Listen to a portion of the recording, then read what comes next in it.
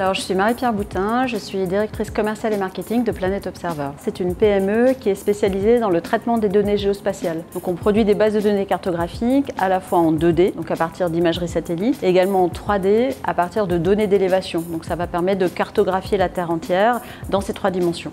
On est basé à Clermont-Ferrand, juste à côté des universités. On est une petite équipe, on est 6 personnes et puis on a étoffé ça avec des alternants. Donc aujourd'hui on est 9, on est très agile et flexible. Alors l'entreprise Planet Observer a été fondée en 1989, donc on n'est pas vraiment en mode start-up puisque l'entreprise a déjà plus de 30 ans. Donc elle a été fondée par Laurent Maslow, qui est toujours donc le dirigeant de l'entreprise. Et les deux membres clés de la société. Donc il y a d'une part le directeur technique, Pierre Dubu, et puis moi-même, donc directrice commerciale.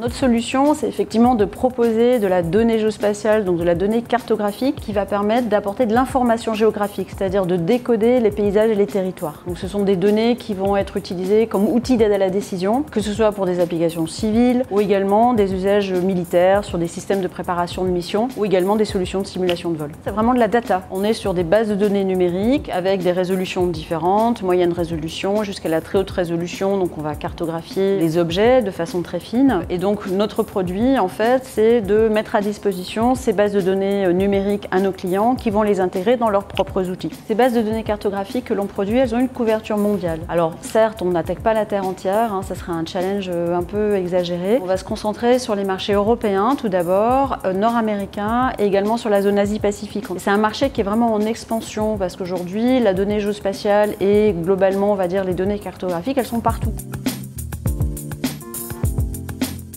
On est sur un secteur ultra technologique avec beaucoup de concurrence, beaucoup de startups qui sont extrêmement innovantes. Nous, l'innovation aujourd'hui, qu'est-ce que c'est? C'est vraiment de faire évoluer nos process de production pour arriver à produire des données beaucoup plus performantes. C'est là que se situent, je dirais, nos axes d'innovation. Alors, nos plus gros succès aujourd'hui, c'est vraiment d'avoir des clients qui nous ont fait confiance et des grands comptes type Dassault Aviation, Thales, également Airbus Defence and Space.